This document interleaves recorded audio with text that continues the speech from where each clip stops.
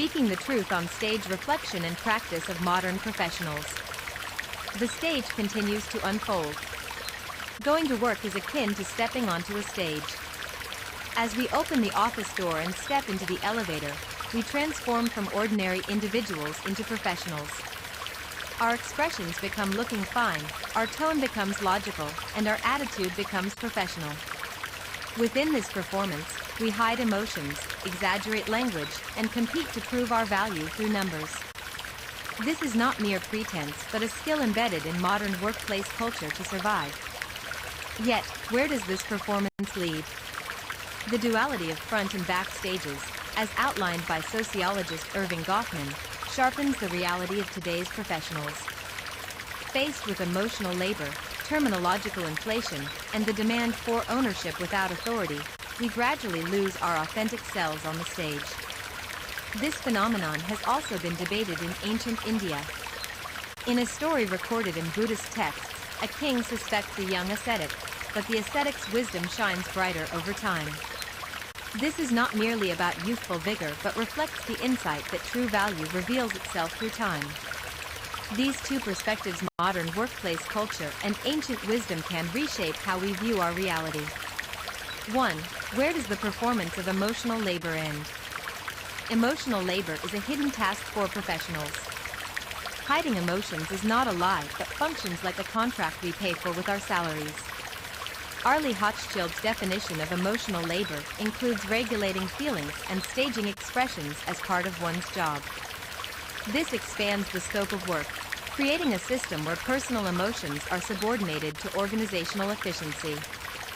For instance, a planner must earn trust through deliverables, but fragmented storyboards or hollow presentational planning destroy trust. Emotional labor creates a conflict between the external acting and internal reality. This conflict deepens over time. Hiding emotions becomes instinctual, and displaying genuine feelings is labeled unprofessional. Like Goffman's metaphor, the front stage persuades the audience, while the backstage prepares for the next performance. Yet, modern workplace culture erases the backstage, demanding only emotional regulation without offering time or space to recover.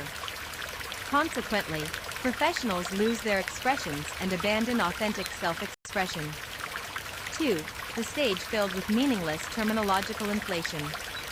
Modern corporate culture is riddled with linguistic inflation. Planning documents become product narratives, meetings are called sync, and terms are converted into English, appearing suddenly sophisticated. However, most of these terms are disconnected from customer value. Saying "deliver results" truly means creating a decidable document and establishing next actions. Yet, in reality, exaggerated terminology leads to product failures. This is especially painful for planners.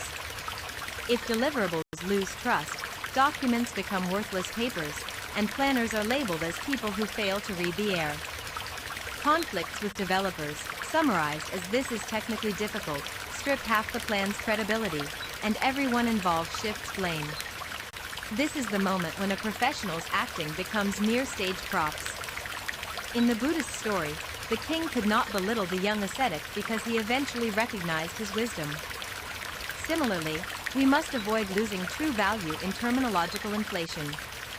The stage must be filled with concrete customer value, not linguistic exaggeration. 3. Buddhist wisdom avoiding judgmental errors. The stories in Buddhist texts sharply illuminate modern workplace issues.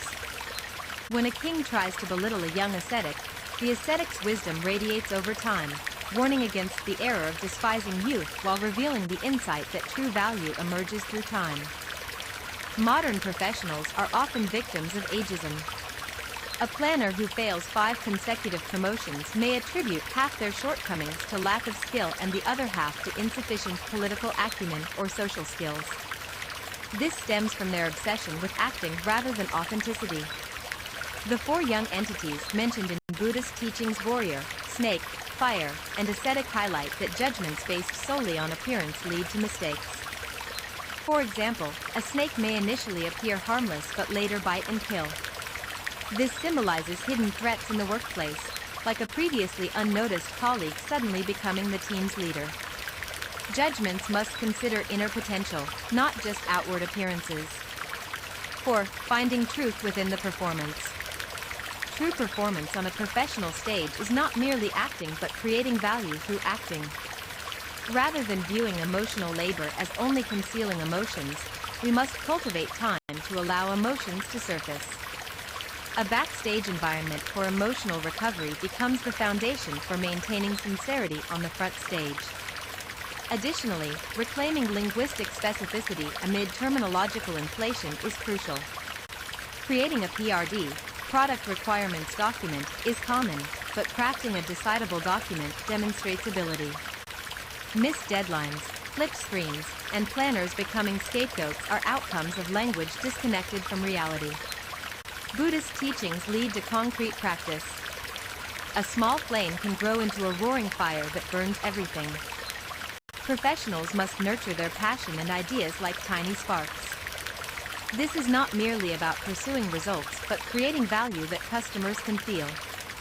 5. Practical insights surviving the stage. Modern professionals need to transcend acting and reveal the truth hidden behind it.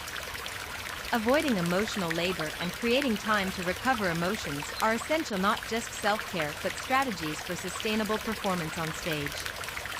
To maintain specificity amid terminological inflation, deliverables must become tools for building trust.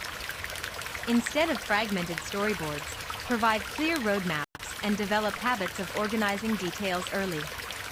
This strengthens planners' authority and reduces conflicts with developers. Buddhist teachings remind us of the importance of avoiding belittlement. Rather than devaluing younger colleagues or clinging to acting by staying in a low position, we must seek genuine potential. This is the process of learning to see beyond acting and recognize the truth behind it. Don't cry behind the stage. Modern professionals risk losing their authenticity in cycles of performance and acting. Yet, this is not inevitable. Emotional labor can recover with time, and terminological inflation can fill the stage with specificity. Buddhist wisdom helps us reveal the truth hidden behind acting. The phrase "don't cry on the stage" does not mean suppressing emotions but teaches us to acknowledge and integrate feelings into the performance. A judgment of unprofessionalism is not about showing emotions but failing to regulate them.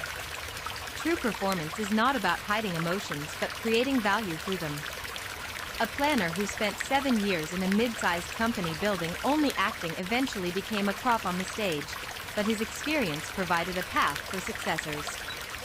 Borrowing Buddhist wisdom, we must deliver authentic performances amid the pain of emotional labor, terminological inflation, and unauthorized ownership.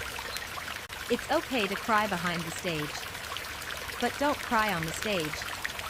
The audience may not grant inspiration, but sincere performances wield the strongest power there. References. This article compares modern workplace culture with ancient Indian wisdom to present a new perspective on professionals' realities. By combining specific examples and historical insights, it proposes ways to pursue authentic performance amid emotional labor and terminological inflation.